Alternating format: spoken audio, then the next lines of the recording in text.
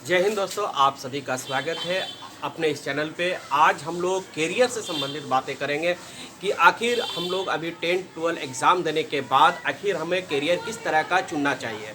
क्योंकि अगर आपका एक डिसीज़न जो है अगर गलत ले लेते हैं तो आने वाले दिनों में आपका कैरियर में काफ़ी बदलाव आ जाएगा। हम तो यूँ नहीं कर सकते कि बर्बाद हो जाएगा, लेकिन हाँ इस तरह है कि आपकी कैरियर परेशानी में डाला जा सकता है।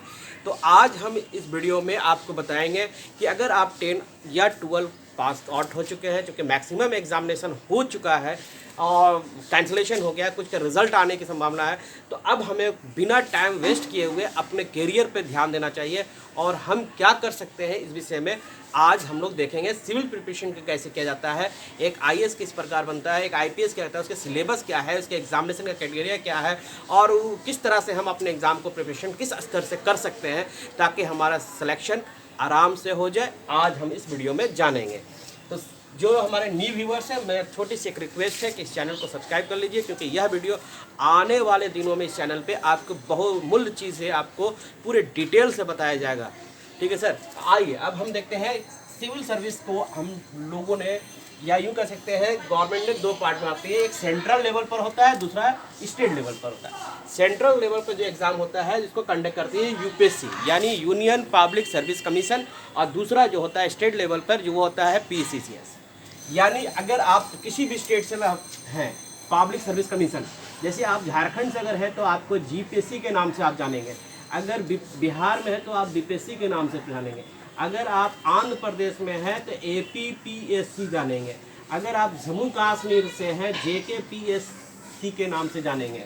यानी स्टेट लेवल पर ये एग्जामिनेशन होता है। अब ये जानेंगे कि यहाँ पर जो एग्जामिनेशन होता है यूपीएससी में आपके बहुत से पोस्ट आते हैं, जैसे कि आपका सबसे टॉप पोस्ट आता है, या यूँ कह सकते हैं एक आईएएस होते हैं, आईपीएस होता है, आईएफएस होता है, आईएफएस होता है, Indian foreign service, Indian forest service. उसी तरह से आपको लगभग 23 सर्विसेज इसमें आते हैं जो कि गजेटेड अफसर का रैंक होता है। यहाँ भी आप स्टेट लेवल पे आएंगे तो इसमें आपका एग्ज़ाम जो होता है वो डीडीसी, ठीक है, वो होता है आपको डीडीसी, या सिविल में आप जाएंगे तो डीडीसी होगा, फिर बीडीओ होगा, फिर सीईओ होगा, उसके बाद आपको डीएसपी आपको मिलेंगे। ठीक है, इसी तरह के पोस्ट इसमें भी बहुत सारा, रेवेन्यू में भी आता है, इनकम टैक्स में भी आता है, बहुत तरह का इसमें पोस्ट आता है। सबसे पहली बात कि इसकी क्वालिफ़िकेशन क्या होना चाहिए। क्वालिफ़िकेशन किस आधार पे, यानी मिनिमम क्वालिफ़िकेशन आपका ग्रेजुएशन होना चाहिए। यानी क्वालिफ़िकेशन की अगर आप बात करते हैं, क्वालिफ़िकेशन की अगर आप बात करते हैं तो आप किसी भी स्ट्रीम में यानी बीए या बीएससी या आपको बीकॉम आपका कम से कम होना चाहिए 3 साल का। सबसे बड़ी बात है कि यह जो डिग्री जो है इसमें किसी भी परसेंटेज का कोई बैंड नहीं होता है कि आपका फर्स्ट डिवीज़न हो या सेकंड डिवीज़न हो या थर्ड डिवीज़न, यानी किसी तरह का कोई बैंड आपका नहीं होता है। सबसे पहली बात, क्वालिफिकेशन में अगर आप बात करें तो आपको ग्रेजुएट होना मस्ट है, इससे पहले आप इस एग्ज़ाम के फॉर्म को नहीं भर सकते हैं। दूसरी बात, अब हम ये बात करते हैं कि देखिए अभी आप सिविल सर्विस को थोड़ा सा और बढ़िया से समझेंगे। सिविल जो सर्विस जो एग्जामिनेशन होता है इसमें जो पोस्ट आते हैं दो तरह का होता है। एक होता है आपको एडमिनिस्ट्रेशन, ठीक है, एक होता है एडमिनिस्ट्रेशन, दूसरा होता है पुलिस एडमिनिस्ट्रेशन या पुलिस सर्विस आपके नाम से जानेंगे आप, और तीसरा जो पार्ट होता है वो जुडिशियल आता है, जुडिशियल पार्ट आता है। ये 3 पार्ट होता है। अब हमें ये समझना पहले ही ज़्यादा ज़रूरी है कि एडमिनिस्ट्रेशन क्या होता है, उसका क्या रोल है। यानी अगर आप बात करें रैंकिंग के हिसाब से कि अगर आईएएस अफसर का उसका क्या वर्क है, आईपीएस का क्या वर्क है और जज का क्या फ़र्क है, ये हम जानें तो सबसे पहले आप ये जान लीजिए एडमिनिस्ट्रेटिव का जो काम करता है वो आईएएस अफसर होते हैं, इनका काम है। यानी आईएएस अफसर हो या डीडीसी हो या बीडीओ हो या सीईओ है, ये सारे का जो वर्क जो है वो गवर्नमेंट के लिए रेवेन्यू को कलेक्ट करने का काम करता है। यानी कि अगर किसी भी डिस्ट्रिक्ट का वो एक तरह से सरकार का ऑथराइज पर्सन होता है, पावरफुल पर्सन होते हैं, एडमिनिस्ट्रेशन का काम है रेवेन्यू को कलेक्ट करना। पुलिस प्रशासन का यह काम है कि यह पुलिस प्रशासन क्या काम करती है, लॉ एंड ऑर्डर को देखती है, यानी कि कानून व्यवस्था को देखने का काम ये काम करती है, आपको पुलिस प्रशासन करती है।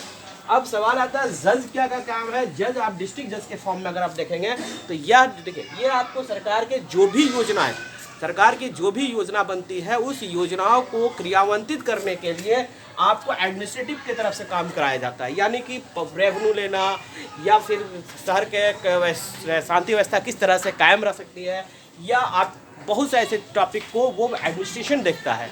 लेकिन पुलिस प्रशासन जो है सिर्फ और सिर्फ कानून व्यवस्था को देखता है कि राज्य में या जिस जिले में ये मौजूद आईपीएस अफसर होते हैं वो यह देखता है कि कानून व्यवस्था से किस प्रकार से हमारा जिला में कानून व्यवस्था बना रह सकता है, और अगर किसी तरह का कानून व्यवस्था खराब हो जाता है, किसी प्रॉब्लम होता है, तो पुलिस अपनी कार्रवाई करते हुए उसको जज के सामने पेश करती है। तो हम लोगों को तो ये सबसे पहले, इसके बाद और भी देखिए बहुत क्रीम पोस्ट है, ये सब होते हैं, ये हर हिंदुस्तानी का, मैक्सिमम हिंदुस्तानी का ये सपना होता है कि हम आईएएस या आईपीएस या आईएफएस बने। तो इसके लिए क्या हमें बेहतर गाइडलाइन होगा वो मैं इस चैनल पर आपको हर वक्त बताता रहूँगा, और सिविल के साथ साथ मैं एक तरह से कैरियर काउंसलर के रूप में आपको इस साथ बना रहूँगा। इस चैनल को आप सब्सक्राइब कर लीजिए, क्योंकि इस चैनल आपके लिए बहुत महत्वपूर्ण होने वाला साथियों। एडमिनिस्ट्रेशन की बात आपने समझ गया, पुलिस समझ गया और जज के बारे में समझ गया, ये तो क्वालिफिकेशन हो गए। अब हम लोगों को ये समझते हैं कि ये यूपीएससी का जो एग्जामिनेशन और बीपीएससी के एग्ज़ाम का क्या पैटर्न है, ये मैं इसको बात करता हूँ। यूपीएससी का जो एग्जामिनेशन का पैटर्न है वो है आपका पहले पीटी होता है, जिसको प्राइमरी टेस्ट के नाम से जानते हैं, फिर उसके बाद आपको मेंस एग्ज़ाम होते हैं, और उसके बाद जो मेंस होने के बाद आपको मिलेंगे, इसमें आपको इंटरव्यू होगा, ठीक है। इसी तरह से आप किसी भी स्टेट लेवल का एग्ज़ाम अगर आप देंगे तो इसमें भी आपको पहले पीटी एग्ज़ाम होते हैं, दूसरा आपको मेंस एग्ज़ाम होते हैं, और थर्ड नंबर में आपको यहाँ भी आपको इंटरव्यू फेस करना पड़ता है। अब यहाँ पर हम बात करते हैं पीटी जो यूपीएससी के एग्जामिनेशन जो होता है, कब आपको फॉर्म निकलता है, किस तरह से भरा जाता है, इस बारे में हम डिटेल बताते हैं। यहाँ पीटी में आपके 2 पेपर होते हैं, जिसमें कि 200 मार्क्स का होता है। इसे हम लोग जीएस के नाम से जानते हैं और इसको एप्टीट्यूड टेस्ट के नाम से जानते हैं। यहाँ 200 मार्क्स का, ये दोनों का टाइमिंग का ड्यूरेशन 2-2 घंटे का 2 आवर्स का होता है। 2 आवर्स में आपको क्वालिफाई कर जाना, यानी आपको 200 जीएस के और 200 एप्टीट्यूड टेस्ट का होगा। यहाँ के बाद अगर आप इसमें क्वालिफाई हो जाते हैं तो फिर आपको मेंस एग्ज़ाम आपको देना होता है। मेंस एग्ज़ाम में एक तो हिंदी और इंग्लिश जो पेपर होता है वो कंपलसरी पेपर होता है, उसमें आपको क्वालिफाई करेंगे तभी आपके और भी पेपर को आप कंडक्ट कर पाएंगे। मैं इसके बारे में आगे आने वाले वीडियो में पूरा डिटेल बताऊंगा, सब्जेक्ट वाइज करके बता दूंगा। उसके बाद फिर आपको इंटरव्यू होता है, ये क्वालिफिकेशन हो गए।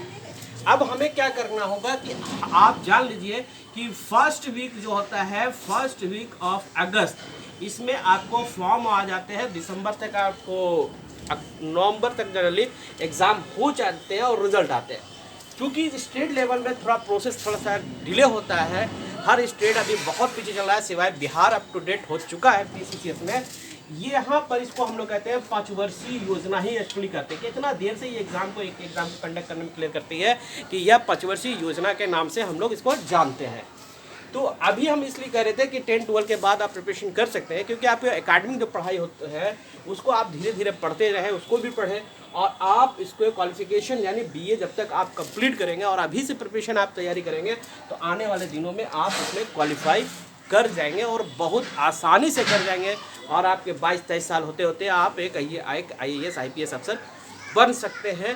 आगे के आने वाले वीडियो में आपको मैं बताऊंगा, जब भी मैं इस तरह पर वीडियो बनाऊंगा काउंसलर पर, तो मैं आपको बताऊंगा कि पीटी में क्या होता है, मेंस में क्या होता है, इंटरव्यू में क्या होते हैं, और इधर भी स्टेट लेवल पे बताऊंगा। सारा डिटेल आपको इस वीडियो में इस चैनल पे आपको मिलेगा साथी, इसलिए चैनल को सब्सक्राइब ज़रूर कर लीजिए, और आने वाले दिनों में आपके काउंसलर के रूप में मैं आपके साथ जहाँ तक हो सकेगा सही जानकारी आपको दूंगा। जय हिंद, जय भारत।